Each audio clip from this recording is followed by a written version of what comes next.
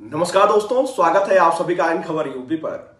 उत्तर प्रदेश में समाजवादी पार्टी के लिए अब एक नई मुश्किल खड़ी हो सकती है। दरअसल पल्लवी पटेल ने सपा के वोट बैंक में सेंध लगाने की मानो पूरी तैयारी कर ली है। उन्होंने असदुद्दीन ओवैसी के साथ गठबंधन किया है और इससे यह साफ है कि पल्लवी पटेल ने अखिलेश यादव के पिछड़ा, दलित और अल्पसंख्यक अभियान का जवाब पिछड़ा, दलित और मुस्लिम को एक मंच पर लाकर दे देंगी। पल्लवी पटेल की पार्टी अपना दल कमेरावादी और ओवैसी की पार्टी एआईएमआईएम ने लोकसभा चुनाव के लिए गठबंधन किया है। पल्लवी पटेल और ओवैसी के बीच इसको लेकर मीटिंग भी हुई है और वहीं आपको बता दूं कि दोनों नेताओं की तस्वीर भी सामने आई है। पल्लवी पटेल के साथ उनके पति पंकज निरंजन भी मौजूद रहे।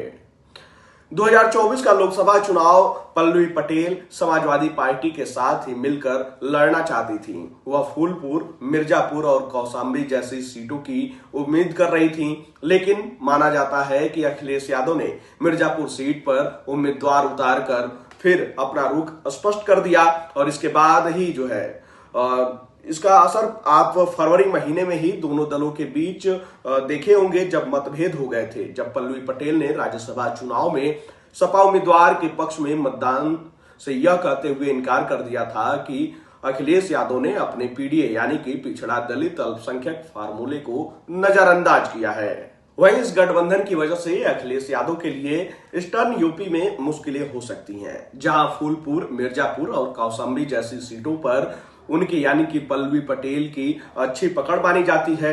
हालांकि पिछले चुनाव में इन तीनों सीटों पर बीजेपी ने जीत दर्ज की थी और तीनों ही सीटों पर सपा के उम्मीदवार दूसरे स्थान पर रहे थे। वहीं आपको बता दूं कि अपना दल कमेरावादी ने 2022 के विधानसभा चुनाव में किसी भी सीट पर चुनाव नहीं लड़ा था। हालांकि पल्लवी पटेल ने सपा के टिकट पर चुनाव लड़ते हुए उप मुख्यमंत्री केशव प्रसाद मौर्य को 7,337 वोटों से हराया था और लगातार ये बात चर्चा में भी थी कि 3 दिन पहले ही पल्लवी पटेल ने हैदराबाद में असदुद्दीन ओवैसी से मुलाकात की थी और आज इस गठबंधन को आखिरी रूप देने ओवैसी लखनऊ भी आ रहे हैं। 2024 का लोकसभा चुनाव पल्लवी पटेल समाजवादी पार्टी के साथ मिलकर लड़ना चाहती थी, लेकिन वह फूलपुर, मिर्जापुर और कौशाम्बी जैसी सीटों की उम्मीद लगाई बैठी थी। लेकिन उधर जो है अखिलेश यादव मिर्जापुर सीट पर उम्मीदवार उतारकर अपना रुख भी स्पष्ट कर ही चुके थे और इसके बाद जो है राज्यसभा चुनाव के समय जिस तरीके से पल्लवी पटेल ने अपना रुख अखिलेश यादव से हटकर अपनाया, हालांकि वो बाद में मतदान करने के लिए गई, लेकिन उस समय जो चर्चाएं चल रही थी कि फोन पर जो बातचीत हुई वो तीखी नोकझोंक वाली थी